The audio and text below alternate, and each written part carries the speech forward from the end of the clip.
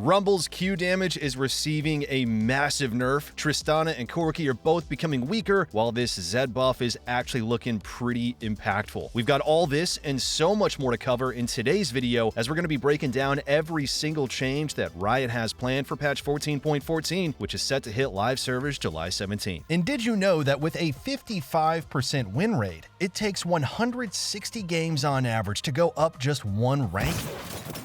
Now increase your win rate by just 5%, and that time is literally cut in half to only 80 games. This is the power of skill cap. Each course offers a win rate increase that's literally a click away. Learn what took Challengers players 10 whole years to figure out in just 10 minutes. We supercharge your rank gains with real results. Just click the link in the description below now to get the rank that you've always dreamed of. So starting off the video by covering the item and rune changes, there are just two adjustments planned here. Absorb Life is being nerfed so that its sustain from levels 1 through 12 is weaker, but its sustain from levels 13 to 18 is stronger. The whole point of taking Absorb Life is for the early game sustain, so this is without question a net nerf and should put a lot more priority back on Triumph or Presence of Mind for 14.14. Warmogs Rush is becoming weaker as the health required to activate Warmogs passive is going up from 1300 to 1500. This is really going to hurt supports who rush Warmogs the most, as it's going to take much longer to get all that bonus health due to the lower gold income of the role. Aphelios Q damage on his red, purple, and white guns are all being increased for this patch. AD ratios are going up on all three, while the base damage is going to be increased on the purple and white guns. Cho'Gath will receive a few scaling buffs, with his Q damage being increased from 80 scaling to 320 to 80 scaling to 340. E damage is up as well from 22 scaling to 82 to 20 scaling to 100. E buff is actually quite big, as it's the spell you max out first, so 18 added damage per hit when you reach level 9 is absolutely amazing. Jayce is going to be getting a small boost to his poke power for this patch, as his Q base damage is up by 5 at all ranks, while the bonus AD ratio is going from 120 to 125%.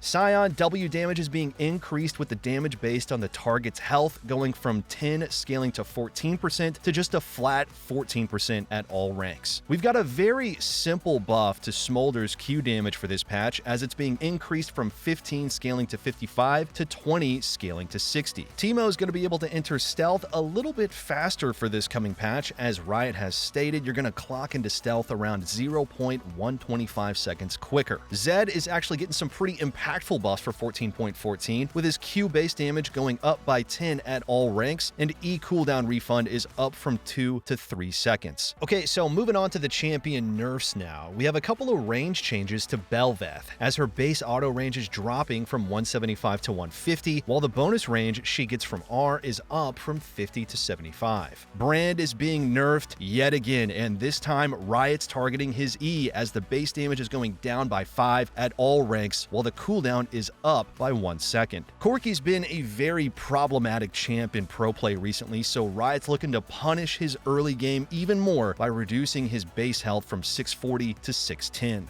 Jax's consistent dueling threat is being reduced for next patch, as his E cooldown takes a hit, going from 15 scaling to 9 seconds to 17 scaling to 9 seconds. There are two nerfs being issued to Kindred's Q, as the attack speed ratio is dropping from 35 to 30%, while the AD ratio is going down from 0.75 to 0.65. Lillia has been the most OP jungler for solo Q in recent patches, so she's finally getting nerfed. Lilia's passive healing is being lowered, with the multi-champion healing going down from 33 to 15%. Nidalee's Cougar from W and E damage are both getting nerfed, with the base damage on W dropping from 60 scaling to 210 to 55 scaling to 190. However, there is now going to be 50% AD ratio on W damage. E base damage is dropping by 10 at all ranks. The AP ratio is down from 45 to 40%, but the AD ratio is going from 40 to 70%. So does Riot want AD Nidalee to be a thing here? Rumble's Q damage damage in the early game is getting absolutely slaughtered, as the base damage is going from 125 scaling to 185 to 80 scaling to 180. The minion modifier, however, is going up from 55 scaling to 75% to a flat 70%. So even though the damage to champions is nerfed hard early on, damage to minions won't be hit as bad here. Riot's going with a rather unique change for Tristana, as they're increasing her base mana from 250 to 350. However, her Q will now have a mana cost, as it's going from 0 to 50.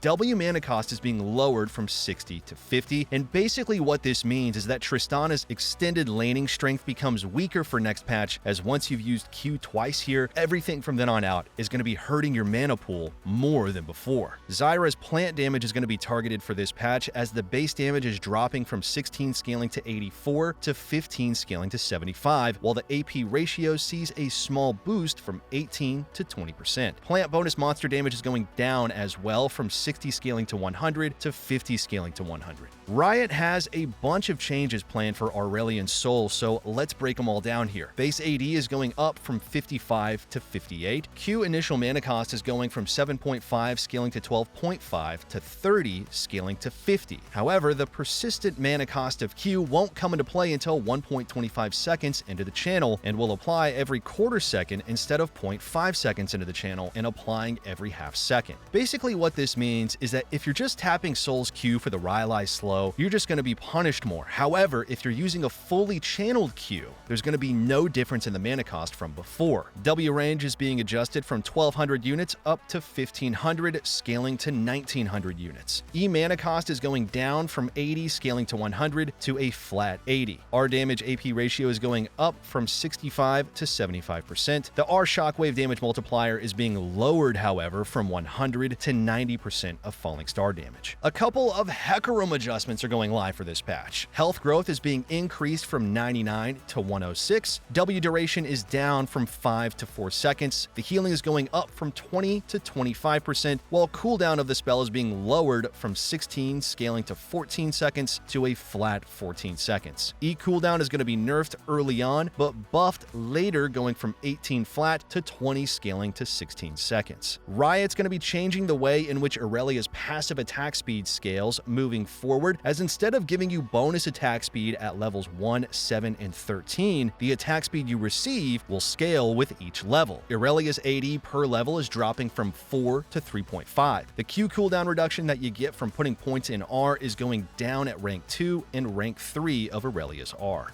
Milio's passive damage is going to be reduced for this patch, as the ally AD ratio is going from a flat 15% to now 7 scaling to 15%. Q is receiving a buff to compensate, as the cooldown drops from 12 to 10 seconds, while the range is going from 1000 to 1200 units. A third buff is being issued to Q, as you'll now receive a mana refund of 50% if you hit an enemy champion with the spell. W recast range is buffed as well, going from 700 to 3000 units. E-Shield is going to be nerfed, with the base value dropping by 15 at all ranks. However, the AP ratio is going up from 30 to 45%. We're going to have to see how powerful the Q buffs land. However, we are leaning more towards these being net negative changes for Milio, just because he's losing quite a bit of consistent value from passive and E. Q buffs are definitely super nice, but it's kind of hard to say if they're going to make up for all the other nerfs. Okay guys, one last thing. Our rank up guarantee is absolutely insane. It's kind of like signing up for the gym and then just getting a refund if you don't get ripped. That's how confident we are in Skill-Capped. We obsess over making the best guides with the top players, the rigorous testing, and top tier video editing to make your climb as easy as possible. If you're ready to level up, just visit skillcapped.com and literally see the difference. So there you have it, everyone. A complete look at every single change that's going to be headed to live servers for patch 14.14, which is set to drop this upcoming Wednesday, July 17th. Thank you all so much for watching, and we'll see you in the next one.